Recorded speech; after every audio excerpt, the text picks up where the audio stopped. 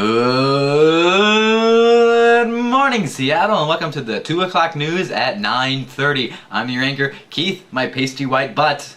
Our top news story today, a 95-year-old man was found not guilty of sexual harassment, but the 95-year-old man, however, was arraigned on charges of assault with a dead weapon.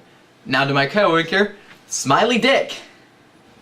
Thank you, Keith. Well, as you may or may not know, today's the first day of the year 1890. Yeah, hooray! Which means it's time to take a look back on the last 10 years, the decade of the 1880s.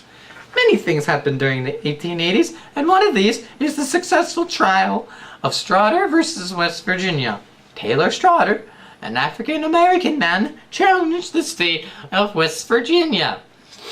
Taylor Strutter, as the appellant, claimed that he was not allowed to serve on jury duty only because of his race, and that hindered his right to due process and full protection under the law, which the U.S. Constitution had guaranteed him.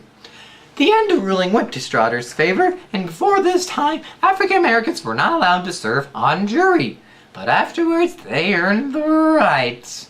Also, during the 1880s, on the year 1886, March 17th, an event took place that has been called the Carrollton Massacre.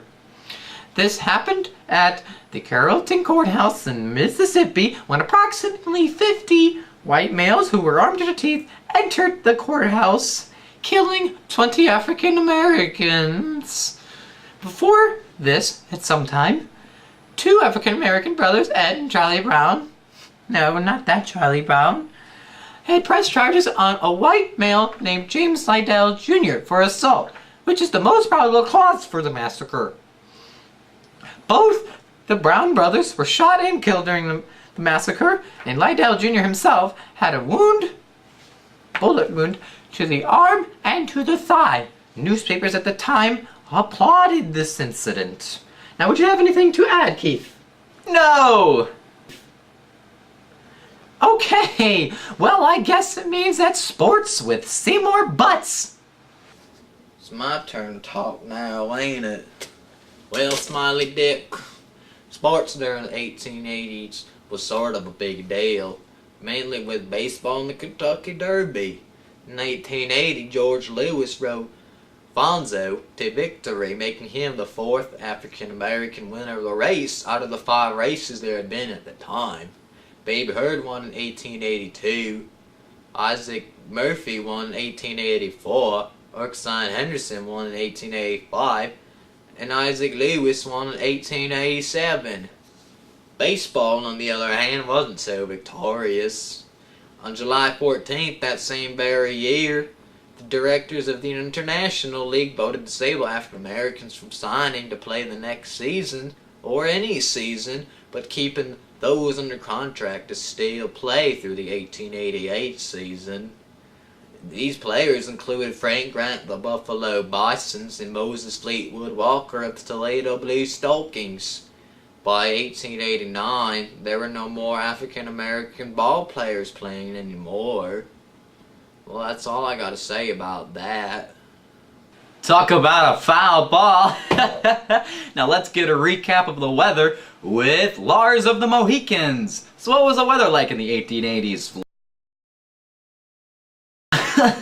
Awesome! Let's hand things over to our special guest, who is, whatever he is, Tad, the way I like it. Hi guys, I'm really excited to be here, but I need to make this quick.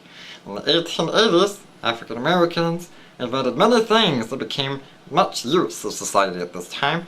These include the hand-powered attachment to the sewing machine, the baling press, the bill band tightener, the self-setting animal trap, capillary liquid fuel nuclear reactor, the nut lock, the umbrella stand, the automatic stop plug for gas and oil pumps, a velocipede, which is like a bicycle, one big wheel, one small wheel, and the seats are up here.